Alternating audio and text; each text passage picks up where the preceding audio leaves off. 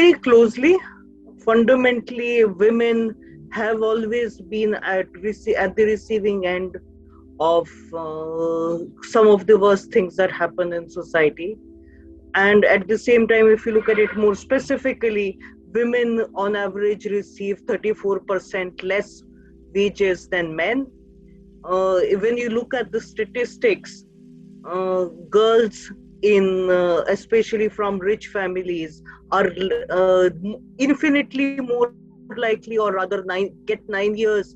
Okay, girls belonging to families in the top 20% get 9 years of education, whereas girls from poor families barely get any education at all.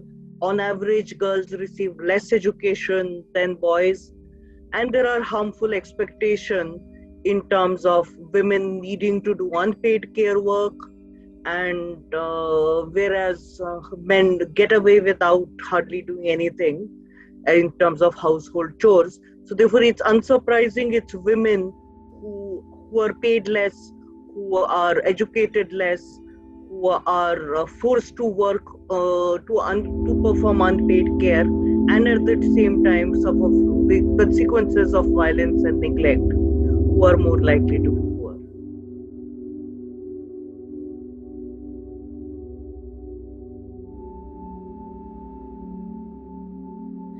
So there are two parts to it. There's the policy bit, there's the program bit, and there's the social change bit. So when it comes to policies, let's not have policies that discriminate. It's time for her to have paternity leave for men, which is equal to women, rather than expecting that the woman will stay back and take care, whereas men can get away with hardly spending any time, and therefore that sets up a whole across the lifespan effect. Let's not have, in terms of program/policy intersect. There's a need to ensure that that it's not taken for granted women are available to do household work, which basically means make sure that the help that's required to do this work by whoever is done more efficiently. Therefore, have piped water, have cooking gas, have creches for childcare, have care facilities available to take care of the elderly, rather than assuming that the woman will be there forever and ever taking care of the kids and being the one who is the home caregiver. At the same time, there needs to be gender sensitization. Maybe start young, maybe start with colleges, but also more broadly have public campaigns on progressive models of masculinity and femininity, and therefore de-gender the labor expectation that it's not only the woman's job to take care of the kids, but it's possibly also the father's job.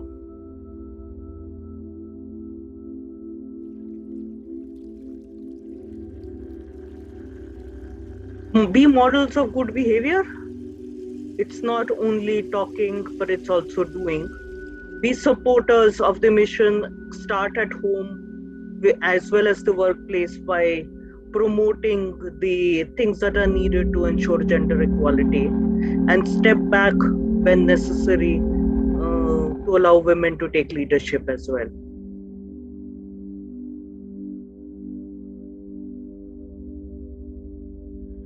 That's a long one.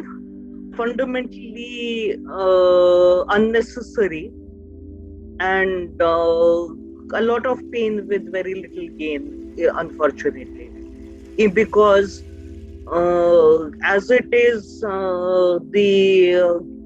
when we already have 18 years as the age of marriage, we already have the majority of a large significant share of marriages are consecrated before the age of 18. Therefore, when it comes down to it,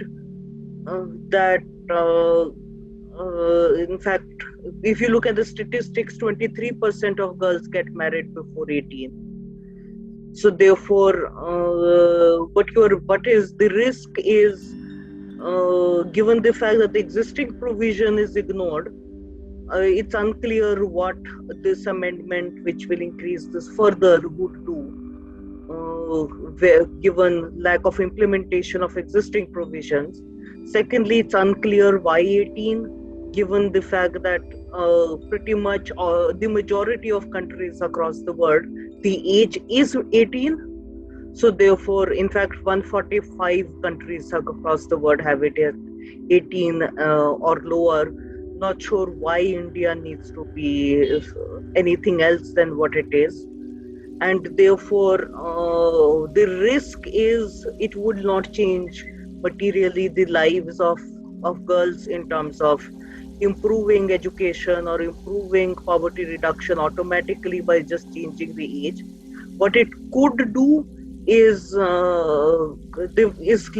criminalize poor families who may have where the girl may have married early. As of at present, 63% of young women are married before the age of 21, as per the NFHS survey. So the 63% of young women will be criminalized is probably not what the government wants to achieve. And at the same time, if in that stage, while they are married but not legally so, access to sexual and reproductive health facilities would be impaired. And again, I'm not sure that's what the government wants to achieve. What they should have done is not fiddle with the minimum age of marriage. What they should have done is improve provision for education, meaningful employment, or reduction of poverty of girls, and improve the implementation of the law as is. At least those 25% marriages that happen before 18, at least those should not be taking place before you even think about moving the age higher.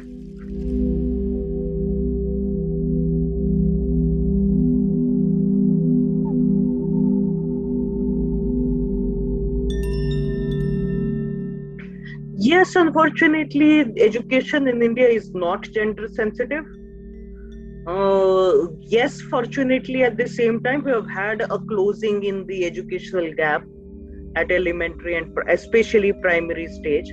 We are reaching the stage, at least for girls under 14, at least there's some degree of parity in the number of girls attending school from both sexes.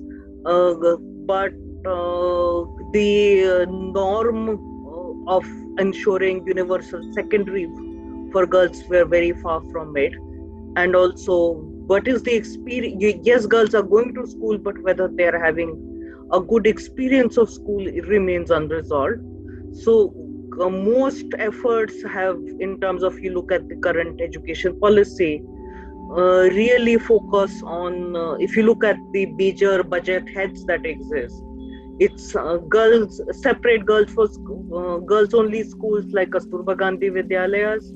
It's improving wash facilities, it's self-defense training for girls, and distributing some things like bicycles or pads or something tangible. So therefore, which isn't saying that none of these are important measures, but fundamentally what we need is steps to address the hidden curriculum in the classroom and ensure teachers and other personnel in the classroom hold equal, if not higher, expectations from girls.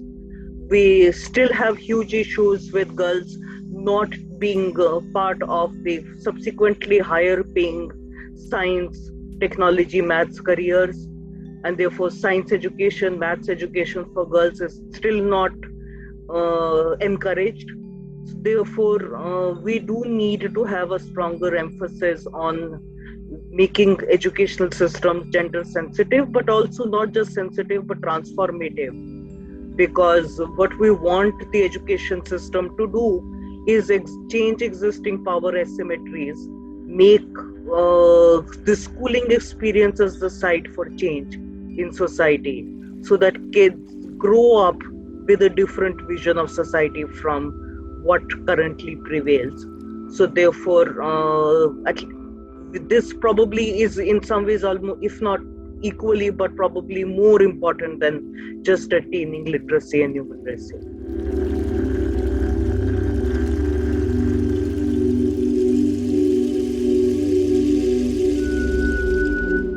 So, yes and no. Policies are an essential but not an adequate precondition for change. So therefore, yes, it's important to have a policy commitment to gender parity. Yes, it's essential that that schemes, etc., make provisions for girls. But if government diktat alone could change social attitudes, we would be having a different society. So yes, its policy interventions are great, but we need mechanisms to win the hearts and minds of people and mobilize communities, the youth themselves, the parents, society at large, towards that direction of change, because we probably need both.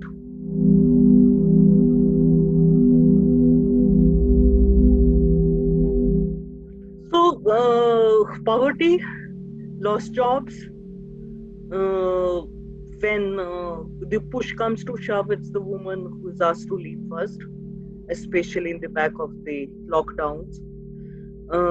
Those who could retain their jobs have found it harder to handle the double burden of work and home. In terms of work from home, you're supposed to work and do the household work at the same time, which is a bit of a miracle of an expectation. Uh, Girls and women have been found themselves out of educational spaces, and we have had an epidemic of violence that has swept the households as families are being locked in small constrained spaces without the space to leave. It's been a traumatic time, and of course, I also ultimately it's a pandemic, so therefore missed opportunities to access healthcare, be it in terms of deliveries having to take place at home, but also women have a history in India of not seeking medical care until it's too late, which again has been particularly bad at this time.